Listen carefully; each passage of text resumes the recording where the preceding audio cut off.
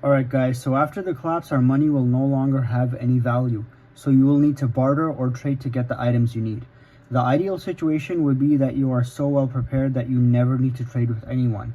But on a long enough timeline, most people will eventually be in a situation where they need to trade to get something they really need.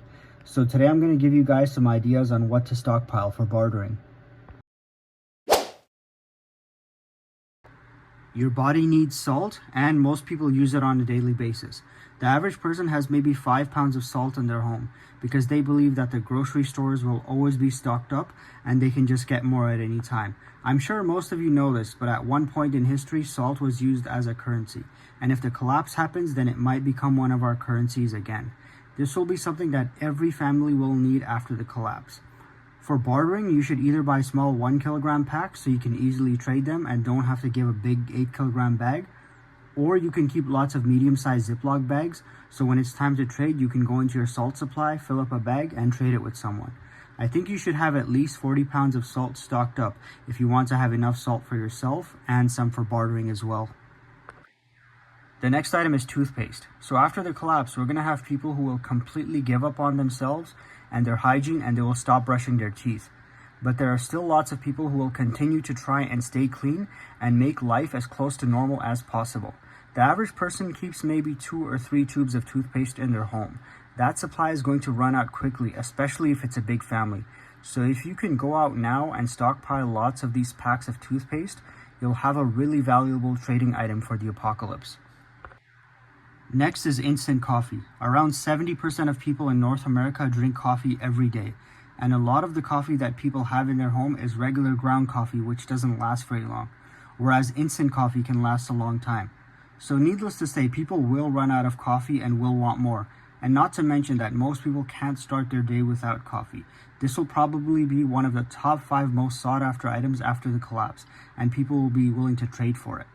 Now, a lot of people don't like instant coffee, but if it's post-societal collapse where you have very few things that you can still enjoy, then you'll be grateful for your instant coffee. Imagine a post-collapse scenario where if you're lucky, you're still in your home, or maybe you weren't so lucky and you're sleeping outside somewhere in the woods and you wake up freezing cold. You'll be so happy to have your instant coffee. Now, you need to stockpile lots of instant coffee. It's not very cheap like salt, so most people can't go out and buy 20 pounds of it at a time.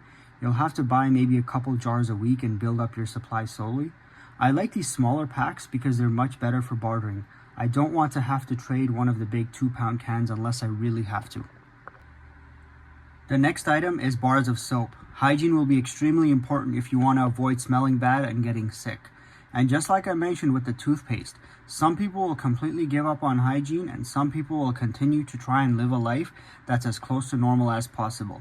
But most people will want soap and it will be considered a luxury item during any long-term major emergency. Now, when stocking up on soap bars, you don't need to buy any fancy or expensive moisturizing bars if you don't want to. Just buy some basic ones that are cheap, especially if you're keeping separate bars for bartering. What you can do is stock up on the nice ones for yourself and keep the cheap ones for trade. The good thing about soap bars is that there's no need to divide them or specially prepare them in Ziploc bags like salt. Just take the bar of soap, they're usually individually wrapped, so you just hand someone a bar of soap while doing a trade. You could trade 1 bar or 10 bars. Either way, it's an easy thing to distribute and trade. One thing you should consider is learning how to make soap, and that could possibly be your business or your main form of trade after the collapse. So you'll be making the soap bars and trading them around town for the things that you need. The next item is batteries. Your electricity won't be working, and most people don't own a generator. People will be using things like radios, flashlights, lanterns, and even things like toys and beard trimmers. People will go through batteries very quickly, so they will be in high demand. At the very least, you should stockpile the most common batteries like AA and AAA. The next item is pain meds. We don't know exactly what's going to happen in a post-collapse world, but it's safe to assume that a lot of people will end up with headaches, muscle pain, injuries, and people will get sick. For that reason, having pain meds is obviously a great choice. If you're curious about expiration dates on pain meds, then I suggest you check out my video called The Real Shelf Life of Medication. Now, you can buy these in standard size bottles, or you may choose to buy the small travel size ones and keep those specifically for bartering.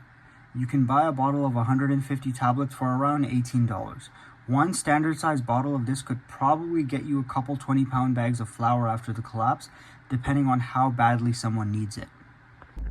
Alright guys, that's it for today's video. Thanks for watching.